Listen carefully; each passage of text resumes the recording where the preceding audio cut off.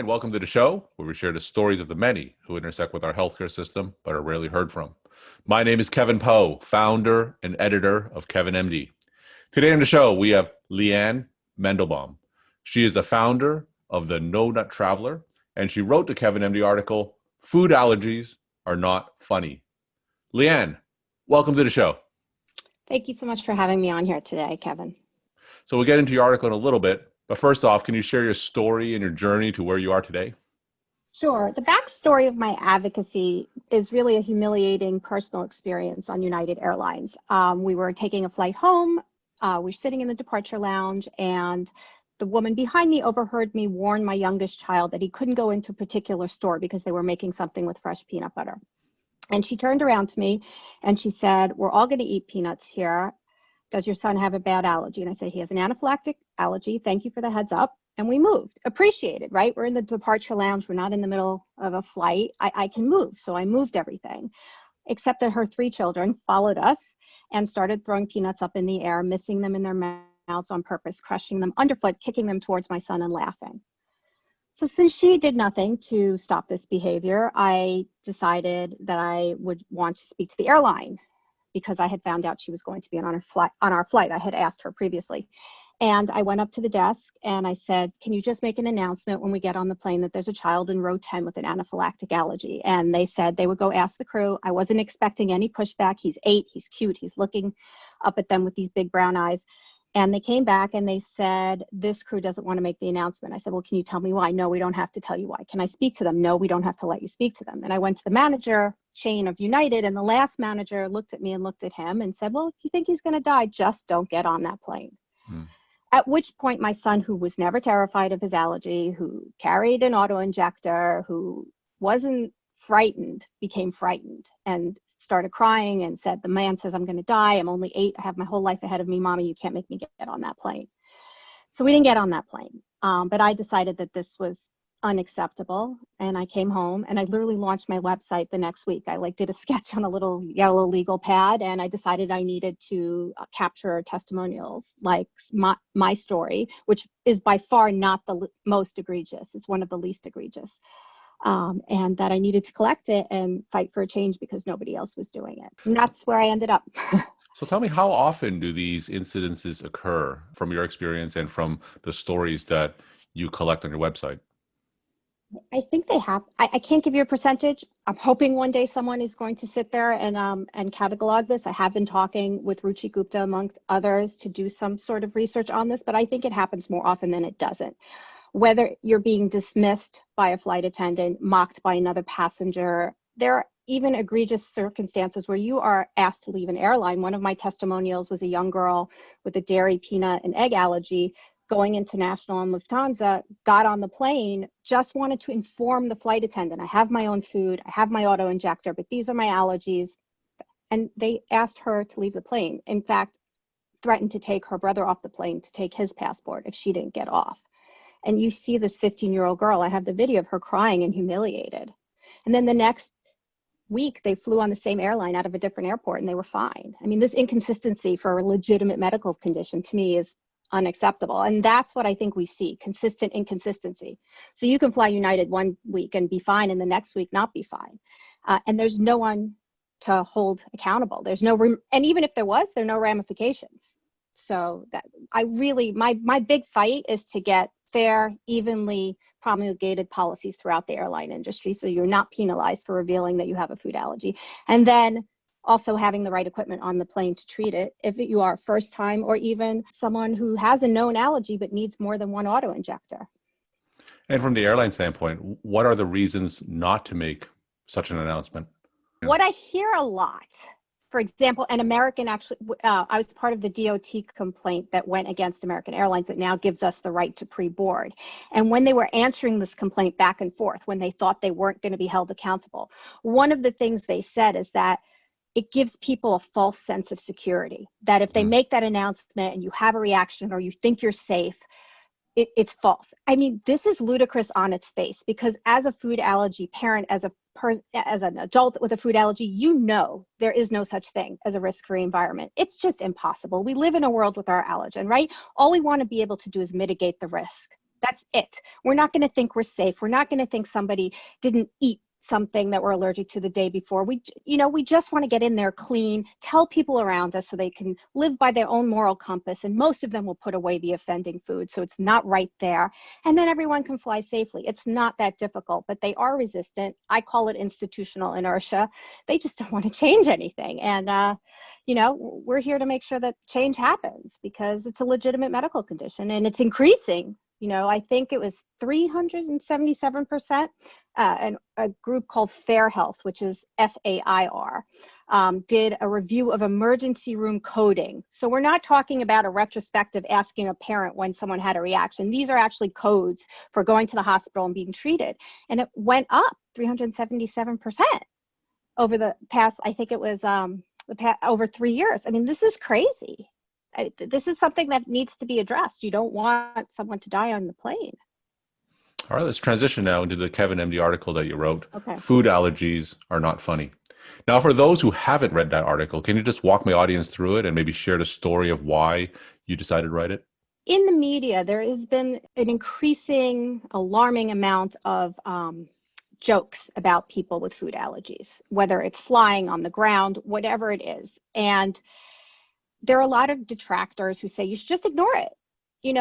You're giving the comedian or whoever wrote the piece like a little more spotlight, and you should just be quiet and it will go away. But I think silence normalizes the abuse. And what's happening is you see things like a boy that died from having a piece of cheese flicked at him in primary school in the UK. And they thought it was hysterical. He had a dairy allergy. There's a teacher in Ohio that was anaphylactic to bananas. Posts all over her classroom. They smeared it on her doorknob. They threw the banana at her. She ended up with anaphylaxis in the hospital. There's a comedian that says he's going to pour peanut oil all over himself, and because it's invisible, he's going to sit on a plane and see who he can kill. I mean, obviously, they're not trying to get people to do that, but there are people that think it's funny, and they don't think that food allergies are serious. They think it's a runny nose, and this seeps into the public consciousness, and it makes my child and other people like him less safe because it perpetuates the most common myth that food allergies aren't serious. And the other myth is that the EpiPen or any auto-injector is a miracle, and we know it's not. It helps. It helps to get it in quick, but there are cases where people have died. And so it's not enough to say, I'm just going to do this to someone, because it's not going to end in death. You can laugh at it, ha, ha, ha, because, it can end up in a fatality, and that's not funny. And over and over and over again, people are joking about it. And I just think that we need to have this third rail as a food allergy community and say, this is not okay. Like, we can't go there. It's not acceptable. It's a legitimate medical condition. People shouldn't be bullied. And I see from collecting my testimonials that people are bullied. They're made fun of in the air. There's a grown woman who's allergic to shrimp that the flight attendants started laughing. And when she went into the bathroom, they were like, don't go in there. We think there could be shrimp there. And then she said she was terrified to go back to her seat because she didn't know what they rubbed on it. Like, this is not okay. Would you do this to anyone with a visible disability? And that's the thing. Food allergies are invisible until they're not. And I just think that we need to start thinking about it the way we think of other disabilities. I think that if we saw these jokes in any other condition, the physicians that treated those patients would be up in arms. Like, no, you can't make fun of this. Well, why is it okay? I often say that food allergies are the Rodney Dangerfield of disease. We just don't get respect. And it's not all about having anaphylaxis. It's not about dying on a plane. It's about being cut down or made fun of, or maybe one day you don't take a job because you don't want to have international travel. I mean, there are consequences to this bullying. And there was just a study that came out a few weeks ago at the college that I think it said 17% of parents reported being bullied. It's not just the children.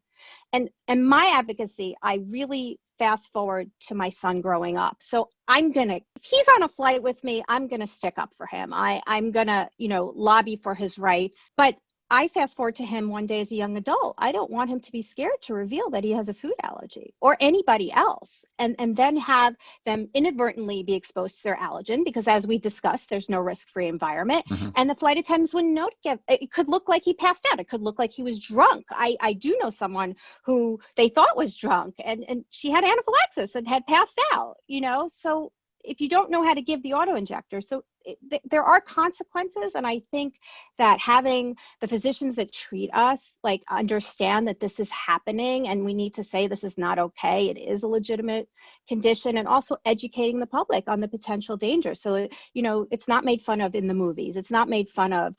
One of the daytime hosts, I don't want to reveal who it is, Mm-hmm. he was joking about seeing a counter of tree nuts and walked into a giant candy store and he goes, "Oh, EpiPen me now," and threw the pen in his neck. That's not funny. This particular person has a child with diabetes. Is he going to walk into a candy store and start talking about diabetic shock? I don't think so. And if somebody else did it, would he be outraged? Oh, yes, I believe he would. So why is there not the same respect shown to food allergies? And so that's why I wrote about, I know it's so long. I get very heated when I talk about this, but if you miscalculate a reaction in the air or even on the ground, Mm-hmm. you could have fatal consequences. And so, we need to start respecting food allergy a little more. Now, when you speak out against these comedians and write articles like this saying that food allergies are not funny, what's a normal response that you get whenever you speak out against people who make fun of food allergies? It's mixed, and that's why I get so upset, because there are people in the food allergy community that think that we're encouraging these comedians if we speak out.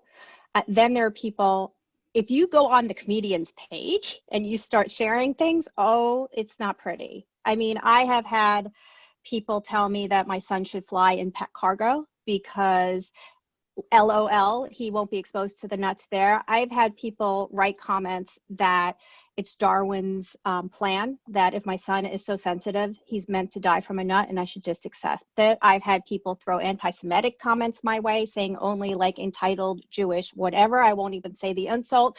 Mothers that are hovering, are worried about nuts on planes. I've had people threaten to find out, where I'm going to be flying and bring peanuts on planes. I mean, so it runs the gamut. It really does. And then I've had people like our personal allergists, Dr. Hugh Sampson and Dr. Scott Shisher and Dr. Anna Nowak, have written me these beautiful comments and letters that they didn't realize their patients went through experiences like that. And so I've also experienced the flip side, the enormous support, once the stories come out that people don't want their patients being treated this way. So I think it is important. People weren't writing about this. It's one of the reasons I started writing. I'm like, well, if there's not a voice, then I at least am going to share my voice. I might not be representative of the 32 million Americans that have food allergies, but I can share a perspective and perhaps get a little more empathy and compassion if people can really look into the hearts, lives, and minds of someone with a food allergy.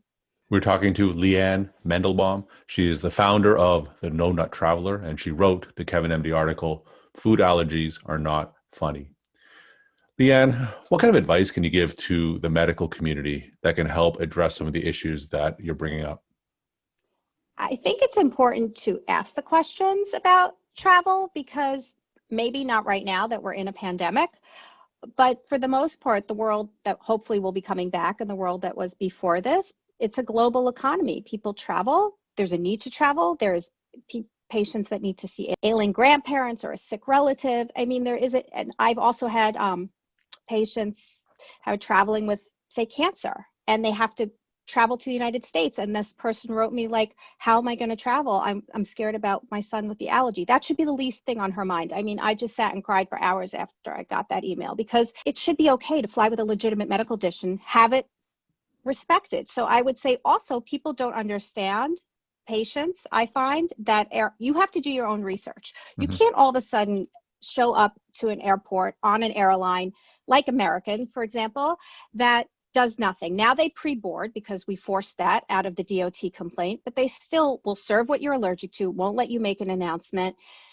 It's so crystal clear in their policy. If you show up and then you're surprised, well, that's not okay either. So I'd say physicians need to tell patients, do your research.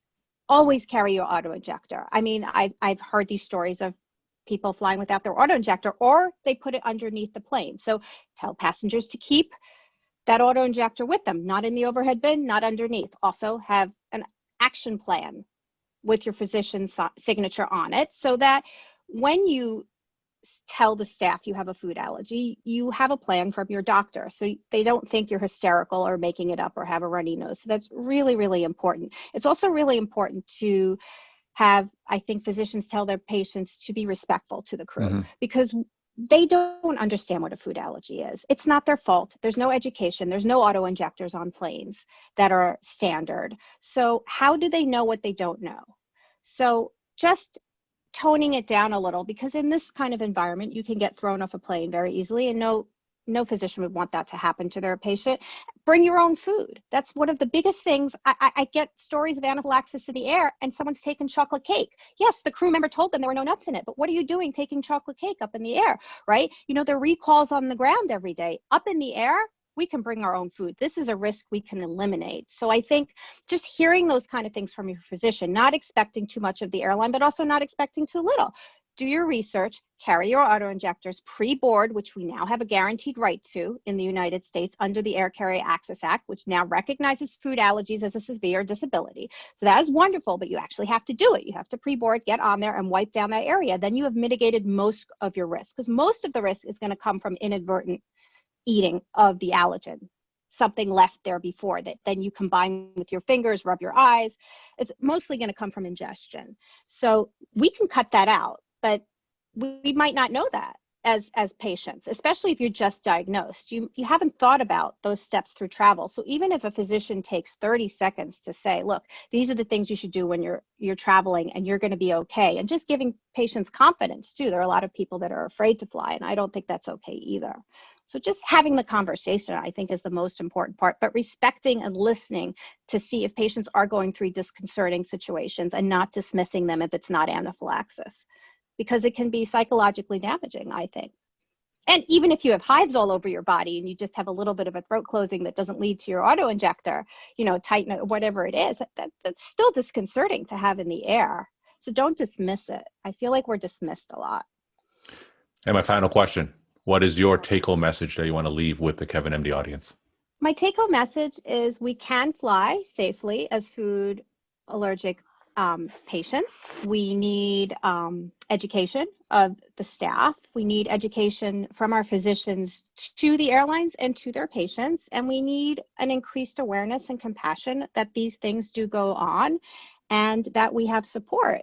And I think that, you know, once we get that, I think we could be a powerful force, and also recognizing that these jokes are not funny. I know nobody wants to tackle the comedian, especially the popular ones, and nobody wants to get letters written to them like I had written to me, but it's okay. You know, we need to, all these kind of issues. I wrote a previous article for you on the same topic, talking about, you know, things that used to be okay to be said to people that aren't okay now. I think this is where we need to put food allergies. It's not okay. Maybe it was funny years back, and it still wasn't funny then, but maybe we lived in a different society, but we've evolved, and this is a legitimate medical condition. So I'd ask everybody to have a little bit of compassion. And I think the current crisis, even though you can't compare COVID to food allergies, the fact that when you fly now that you have to worry that you're going to catch something, that you wipe everything down fastidiously, this is what we live with. So it's given people a little bit of a taste of what we have to do on every single flight, because we don't want to be in contact with our allergen. And so I'm hoping there'll be increased compassion from the physician and the greater public community on flying. And when we're done with this crisis, I hope that flying will be safer and a more pleasurable experience for people with food allergies. Lianne, thank you so much for your time and insight. And thanks again for being on the show. Thank you so much.